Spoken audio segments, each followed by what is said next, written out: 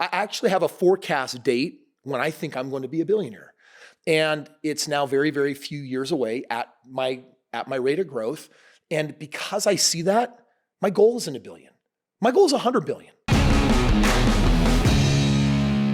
Kris, you've been throwing around a word a lot lately that I don't think people realize how daunting this word is. And that word is billions. It's just 1,000 millions. Yes. But can we put this in perspective? Yeah. Okay. Did you know that 1 million seconds, like measuring time, seconds, 1 million seconds is 12 days. Okay. 1 billion seconds is 31 years. Yeah, it's a lot bigger than 1 million. It's 1,000 millions. It's massively bigger. Yeah, it's a very, very difficult to comprehend number for sure. So how many billionaires are there in the world? I don't know, but I think these days, there's a billionaire born every 50 seconds or something. I mean, it's becoming more and more prevalent if you think about it. They're out there. So where should someone put their sights though? I mean, what are the chances that someone becomes a billionaire? So it's interesting. It took me 4.5 years to become a millionaire.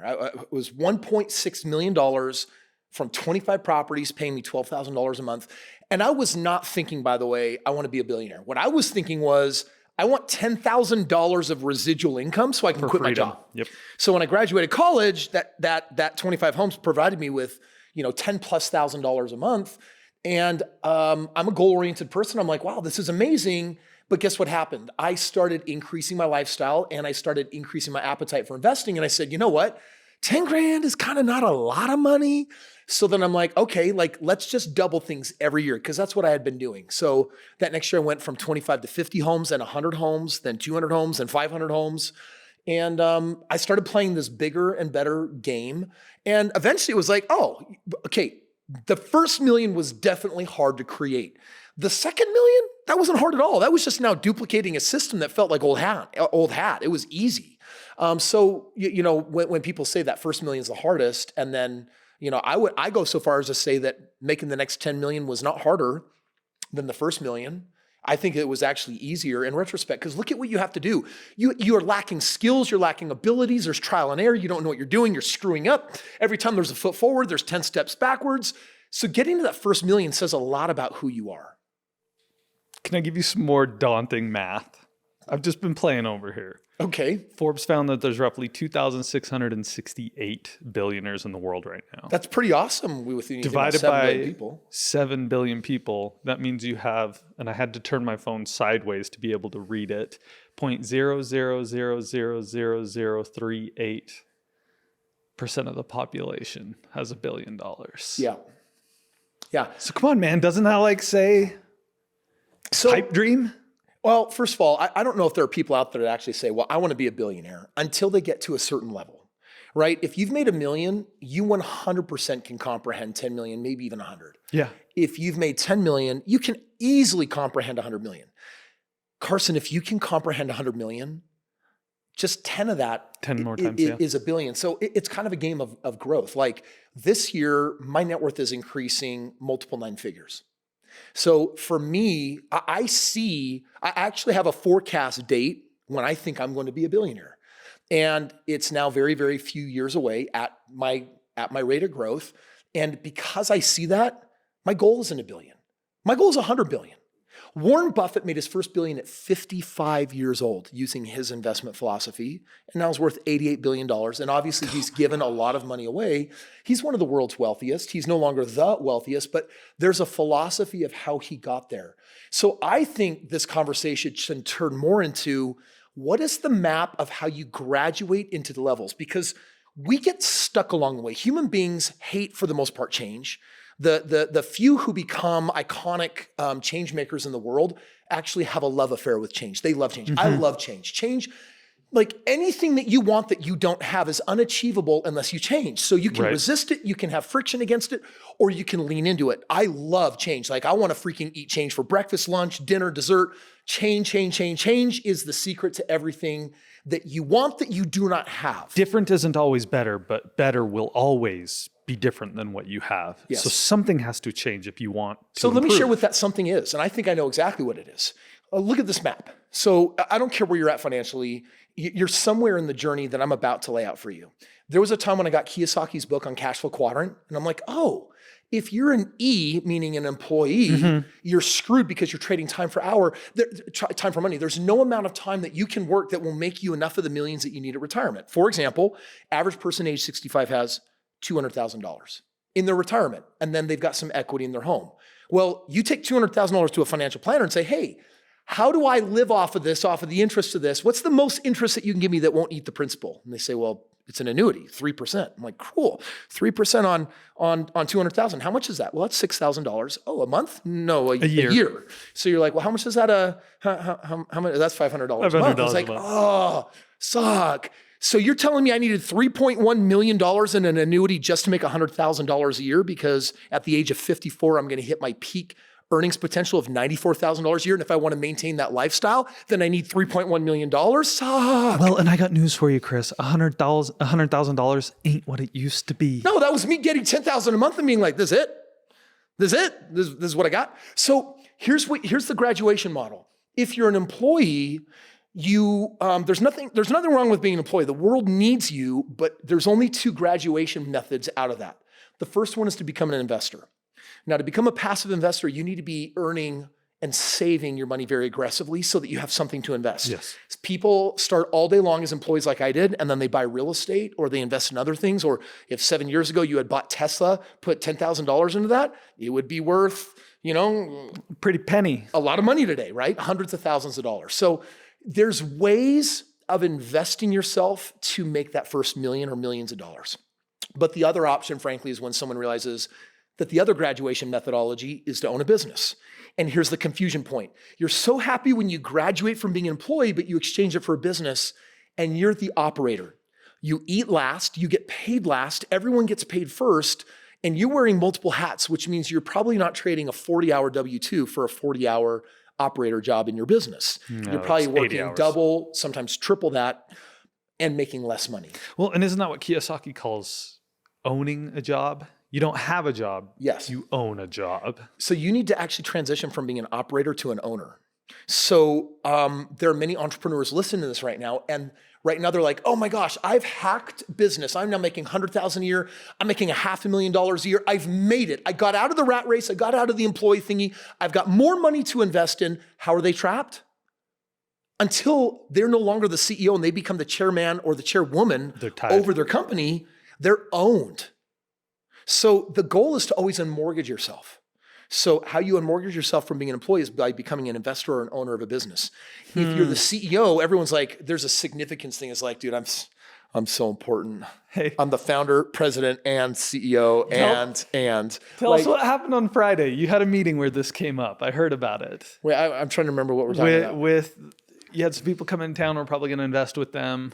And you told him that he's not the CEO anymore. Oh, yeah. Yeah. Okay. You heard about that. I'm like, I love you, brother, but there's only one way I'm doing this deal with you. You're fired. Like, you've got to. And what was his reaction? Well, he kind of looked at me during the headlights. I said, first of all, that dude over there, that's your CEO. It's not you. You're getting in your implementer's way. So you need to become the chairman, which means get your time back. He's like, what am I going to do with my time? I'm like, you're going to do the one thing that grows business. You're going to be the general, the strategist that works on the business instead of freaking in the business. So once you graduate from being in the business, guess what your next step is? So we were an employee, we were trapped, we got out of it. Then we thought we needed to be in business, but then we got trapped. Then we got out of it by becoming the chairman, which means you need a healthy enough margin that you can replace yourself by paying other people well enough, incentivized to want to grow that thing. So where do you go from there? Well, then you want to own businesses. Now, you don't say, oh, let's start ground zero again, and I'm going to be the operator until I can grow out of that. I promise you, the smartest play is to own your second business that you're not the CEO of and that you own from day one. And then you realize something. Well, shoot, if I can own a second business and it only takes me 2 hours a week, then why not a third? Or why not a 10th? This is how you get to Warren Buffett. You see, successful business breeds leftover money that you can use to invest in other opportunities that are not your own. Ultimate diversification, Ray Dalio, $27 billion return, one of the most successful hedge fund managers of all time, said that you need to be in a minimum of 15 different asset classes before you're actually de-risking 90% of losses in the future, because every asset class will go to zero at some point in your lifetime. So you start saying, oh, wow. So I want to own businesses. I want to develop niches. I want to be in certain sectors. But then I need to invest my capital into other profitable sectors that I may not even understand, that are lucrative, that are dealing with massive disruption. And now you have this investment philosophy that reveals itself because let's start at the beginning. I was an employee making $80,000 a year. I decided that I either was going to take the investor track and I needed to set 20 grand aside to invest, or I was going to do that and try to get promoted so I could put more money aside to my investments, or I was going to get into a business. Then you get to a point where you're making hundreds of thousands of dollars a year, but you exit yourself to get all your time back. And it might cost you some money, some of that profits, but with your time back, you could do the same thing again. What you need to do is raise your standards and say, oh, I'm going to actually own 10 companies. And so a lot of entrepreneurs, when they get to that level, well, if this business is making me $1 million and this one's making me $2 million, and then I get more experience and I get better and I keep raising my standards, I'm making $5 million here, I get $10 million here. Now you got someone who's making maybe tens of millions of dollars a year. And based on their EBIT and their profitability, that person might be worth $100 million now. But news for you, that's 1/10 of $1 billion. Yeah. $1 billion is not that far off as long as you're graduating. And so the question is, what game are you in that you need to graduate from? Like Carson, let's get real personal. I've pulled you aside in the last 2 weeks and I've basically said, Carson, I'm preparing you for graduation. Yes. Because right now you're the CEO of over how many of my companies? A bunch of them. Most of them. And I told you that your next graduation play is to what? You keep using this term that isn't a real term in the industry, but you keep saying you're the CEO of CEOs. Yes, that means that you're the chairman over all of these companies and all of these CEOs, right? And by the way, if you as a CEO are impacting doubling and tripling growth like you've been doing, if you can successfully hand our core company off to someone else that can maintain that, and you can do that for 10 other companies, how much more valuable are you to me? Are you to your income and your future? I mean, it's huge. It really is huge. It's massive. Everyone has to know their next move. By the way, inside our company, we have a profit share program with all of our mid-level managers, upper managers, our executives.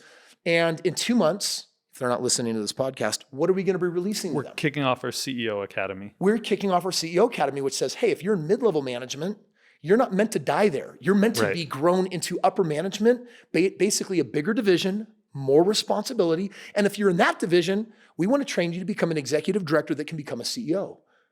All these companies need that. Like the number one problem I'm solving for right now is leadership. Yep. So we got this boot camp, but go back. They're earning more money with greater stewardship and greater responsibility, producing greater profits and bottom line and serving more people. With the same amount of time. Yes. So the question is always, how do you make your time more valuable and how do you reclaim your time? That's my new book that's coming out. Oh, well, the manuscript is 70% written with my ghostwriter. It's almost done, but I've already got my next 2 books outlined and my other book just came out like literally 2 weeks ago. So really a big part of like this step in the journey for me is, okay, I don't want to just have $1 billion in all these other companies. At the rate that I'm acquiring companies, 300 companies this year that I will either start, acquire, or consult, or buy. All of those companies, that's going to really mess up the math and probably create an acceleration to my own game plan on that first billion. But frankly, that's part of the game of getting to 10 billion. That's part of playing the game to getting to 100 billion. And my whole motive is really simple. At one point, I wanted to be president of the United States. And I decided that political path that I was choosing years ago, I'd sell off a part of my soul that I would desperately never want to give away. I would want to reclaim. I would never get back. It would never be clean. So I'm like, great, how else can I affect change? Well, I'm a really talented entrepreneur. So be the best entrepreneur, Kris, that you're capable of. Acquire as much political capital, relationship capital, and profit capital that you possibly can, and redistribute wealth on your terms. Do the social good in the world that's on your terms. $1 billion is not a big number if you're doing 100 million. 100 million is not a big number if you're doing 10 million. 10 million is not a big number if you're doing 1 million. So it then becomes a function of time. If you are in a daily pursuit of growth and you're elevating your standards, then 1 million will become 10. And you know what, maybe you'll be 70 years old when that happens and you don't have much life in you to grow from 10 to wherever you could go. But if you're listening to this and you're young and you figure out that first million, and you can accelerate to getting 10 million faster because you listen to the advice and you don't get stuck in a business and you start owning multiple businesses, then in your lifetime, 1 billion or many billions, totally possible. It's just a function of growth and never getting stuck. Well, and I would describe it a little bit different, Kris. What it sounds like to me you're saying is that if you recognize that there doesn't have to be a ceiling, right? Most people are going to say, I've got a successful business going and it's what I'm going to do. And I don't want to risk anything else. It's working. And they're like, put that ceiling. Yeah, self-imposed ceilings. Self-imposed ceilings, not looking at the next step. Or the other flip And side. by the way, that's not a choice people are making consciously. My experience most time is they haven't presented the alternative.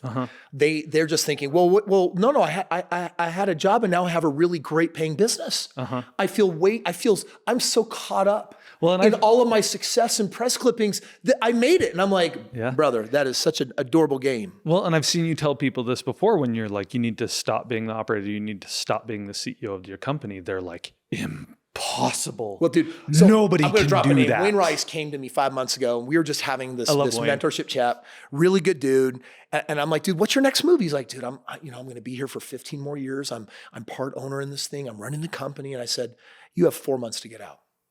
And what was his reaction? And he looked at me, he said, excuse me? I said, yeah, just do it in 4 months, not 15 years. Get your time back now. You're valuable. If you did this once, you can do it 100 more times. He's like, what, really? Well, so he literally called me up just a few days ago. He sent me this video. He said, Kris, it wasn't 4 months, it was 5. But I hired my CEO and I'm out. Yeah, and I was like, brother, I'm so pumped for you. And he said, Kris, what's next? And I said, your next thing is to own 10 companies. You're young, you have life in you. Like take everything that you've learned here and one at a time, hyper focus, but be smarter. Don't start from the ground up. Don't start with ideas that are similar in size. Raise your standards. You've got a really great $50 million company. You need to do things minimally that are twice as big. Just elevate your standards. That's easy for you to think different like that. And keep your time reclaimed until you find something worthy of something like that where you can duplicate your efforts. So what about the entrepreneurs out there that have a successful business and it's going well and they are attached to it? They like it. They're like, I love what I do. Kiyosaki talks about this. This is the danger of passion. I define myself by what my business is. Yeah, it's become. Like I am the appliance man. That's who I am. Yeah. And to that, I just say, hey, that's a phase, and it's costing you time. And I want to be really clear. It's not like the goal is to be a billionaire. The goal isn't to be worth 100 million. For me, the goal is very simple. It's always meet your potential. If you want to master the game of money, investing in business, then keep growing and don't get stuck. And let your destiny be whatever your destiny is going to be. Right? For me, my definition of fulfillment is really simple. When I am growing, I feel good. And when I'm not growing, I don't feel good. It's really that simple. If I were to take off, I'm at a point now where there are some people, if you're starting up at the gym, just think about this for a minute, because we're partially a byproduct of pattern. So you haven't been going to the gym for like 3 years. You're like, dang it, I got to go to the gym. I need to start doing this thing. It's good for me. I promise you, your first week of going to the gym, you're going to hate it. You're going to look for reasons to sleep in. You're going to want reasons to not work as hard, to ease into it. And if you're like everyone else, by the third week, you're out and you're done. But guess what happens if you're there in the third month? You're not enjoying it, but you are starting to feel good and you're getting results. By the fourth month, you start thinking, I actually kind of need this in my life. By the fifth month, you will get yourself out of bed no matter how tired you are. If you're mid-brim cycle, you will throw yourself out and say, this is who I am. We tend to create identities out of our patterns, but you are not your patterns. Just like you are not your thoughts and your mind. You're not your intellect. You're not your PhDs. You're not your degrees. You're not your rote memory. You're also not your body, right? How much can you bench and how fast are you? How strong are you? Are a distance runner? We're so quick to create identity from what we do, but I call that identity crisis because it's like we're trying so hard to understand who we are. But if you're not your mind and you're not your body, who are you? Then who are you? Well, to me, we are infinite, priceless children of God that are put on this planet with different skills and abilities to grow and meet our potential. And when all of us are striving for that potential, we're solving all the social woes that exist in the world. We're serving and helping each other. We're mutually receiving benefit from that. Ayn Rand wrote that great book, Atlas Shrugged. And if you haven't read it, it's a big thickie, but it is totally worth reading. And what I love about that book is she's this Russian economist that was predicting a horrible American future. It's this dystopian America where all of the brilliant, smart, inventors and economists and business people were being so mistreated by their own government, by the political parties, because the world, America in this fictitious novel, in this fiction had become so entitled to the things that they had. So the rich people ended up burning all their stuff to the ground and said, if you won't let me have it because of how you're trying to tax and take it away from me, then no one can have it. And literally they started disappearing. And I won't give you the end away because if you're going to read the book, but bottom line is they all disappear and America goes like to pot. It's over. It's donezo. Turns out we needed these people. And Ayn Rand was trying to make this point. She was trying to make a point that altruism, does it really exist? Because when you do what's best for another, how can karma not kick that back over to you? How can it not come full circle and actually benefit you? We're here on this planet to grow. The greatest results, the greatest trophies, the greatest success is reserved for those that push themselves to grow the most. You may not be talented in business, but you may be a beautiful and incredible musician. You may not be really great at music, but you might be brilliant in dance or art or some other vein. We've got to meet our potential. And when we get stuck, we're not happy because how can you be fulfilled when you're not meeting the measure of your creation? For me, that means that I can't be a successful business owner that lives toes up on a beach 24/7 without working. I've tried it. It's miserable for me. Most can't last But more I have than to a ask, week. Kris, is that just your pattern? What if you just don't work for 5 months? Will you acclimate to it? And then I have to remind myself that my identity is not what I do. So the question that we should be asking is, why am I here on this earth? And I get we're like, how did we go from could I not be a billionaire to what is the purpose of life? But very quite literally, if you get in tune with what fulfills purpose, and then there's unmet potential and you strive to meet that potential, you'll become the best at whatever you're supposed to be. For most people, my belief is that you should master the game of money. There are some skills that everyone benefits from learning, and they're not full-time jobs and they don't require college. It requires mentorship, reading good books, and practical application. And why master the game of money? Because everything that you want in life in today's world, which is a non-barter society, is transmitted through the medium of money. So if I literally want someone to do errands for me, if I want a home organizer in my house, or I want someone to cook my meals, or I need someone to pick up my kids, or I have 3 private educators now that come to my home and educate my 4 children, or if we're going to take a trip to the Galapagos, and I need to get my jet and my pilots to go drop me off and pick me up, money is the universal resource that we use to make all that happen. So have your passions in life, but my belief is that someone in your household has to have an undying commitment to mastering the game of money so that a time comes when you have enough of this stuff to make the decisions that honor your purpose. Because we all have potential to fulfill. We all have big goals and dreams. And so getting good at the game of money becomes a really cool enabler to doing really cool things like next month, taking a private jet with 10 superstar entrepreneurs and $1 million to serve the refugees that have been kicked out of their homeland, that don't have food and water, they don't have the medical aid. The besieged cities have hospitals that have not received the medical supplies that they need to save lives. Well, that's something that I can help with, and that is a part of my potential, and that is part of why I'm here on this earth, is to make those billions and then to help redistribute that wealth in the way that I feel inspired to redistribute it.